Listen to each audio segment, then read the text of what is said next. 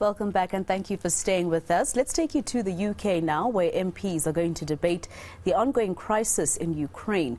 The debate at the House of Commons comes as new Prime Minister Liz Truss pledges to keep supporting Kyiv so that Russian President Vladimir Putin can be defeated. UK Correspondent Olly Barratt is tracking those developments for us, and he joins us now live. Olly, we know that there's been the Russian soldiers in Ukraine have been releasing some Brits. I think it's about 5 of them, and then there was also about 215 or so Ukrainian war prisoners that were also released today. Ukraine is welcoming this move by Russia, but how does the British government feel?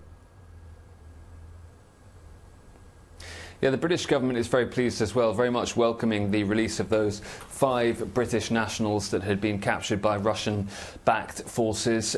Several of them actually had already been sentenced to death as well, so a huge relief for those individuals and their families as they make their way back to the UK after this prisoner swap deal. Saudi Arabia says it was involved in brokering that exchange between Russia and Ukraine, as you say, being welcomed by Kyiv certainly too. So while tensions in other aspects of the war have continued to rise, certainly an isolated episode, I think we can say here, that is being welcomed really by all sides, particularly here in the UK by the families of those 5 British nationals who are now on their way home.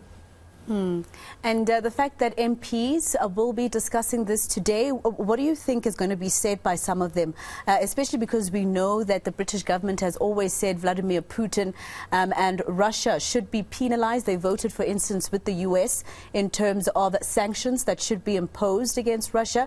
But after what happened, after these developments, do you think that the discussions might be a bit different?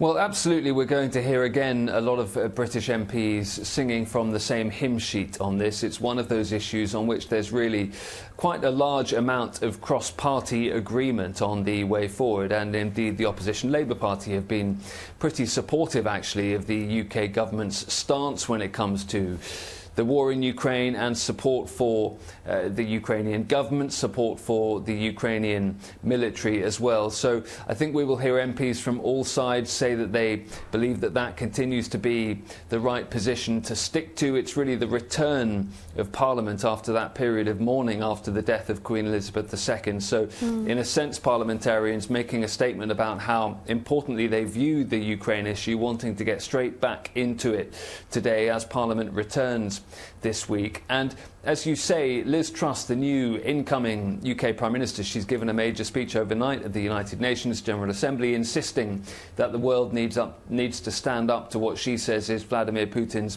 aggression in Ukraine, and also insisting that she believes that the Ukrainians can win this war and therefore need further support. One of the pledges that she made on the way to the United Nations General Assembly is that the UK will make sure that in 2023 it either matches or beats all of the funding that it's provided to the Ukrainian government and military in 2022. That is several billion pounds worth, and so the UK government, despite the fact we have a change of Prime Minister, is trying to make it clear here that that doesn't change the position of the UK government. Indeed, the stance that Boris Johnson took as Prime Minister is very much being followed through on by the incoming UK Prime Minister Liz Truss. And as I say, there's not much disagreement among parliamentarians about that being the right position to take. It does seem that there is cross-party agreement on that, and I think we'll hear lots of that in the Commons later. Further discussion about what other sanctions might be able to be imposed, whether there are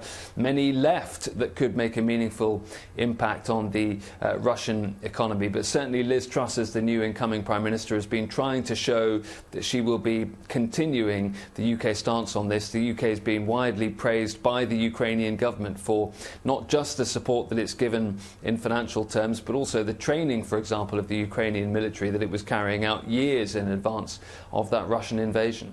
And Olly, this, of course, Liz Truss coming into that position of Prime Minister during a very difficult time when, for instance, oil prices, etc., are going up because of this particular war.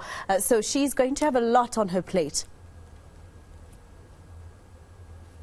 a huge amount on her plate. Indeed, this very week we've been told that the government is trying to make as many announcements in 3 or 4 days as it would normally do over a 2-week period. That's partly because of the size of the in-tray, the difficulty of the challenges that Liz Truss faces as the incoming Prime Minister, but it's also partly related to that 10-day period of national mourning we've just had for Queen Elizabeth II, which meant that much of the business of government was put on hold. The government really wasn't able to make significant announcements or policy changes or pledges during that period, so it's having to get moving pretty quickly, particularly as it came after a several week-long period over the British summer of a Conservative Party leadership contest, which meant that essentially we'd had a caretaker Prime Minister for some weeks, and so with the cost of living crisis escalating, energy bills spiking, the war in Ukraine ongoing, it really does feel now like the UK government is having to get moving pretty quickly on some of this stuff. Opposition politicians will tell you they've been,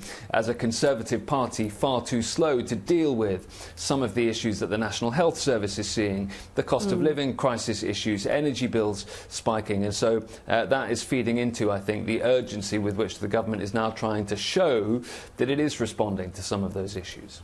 And Olly, I mean, I think I speak for many people across the world when I say that the recent move by Russia hopefully is indicating that they are going to be bringing an end to this particular war. But I just want to go back to the 5 Brits that have also been released by the Russian military in Ukraine.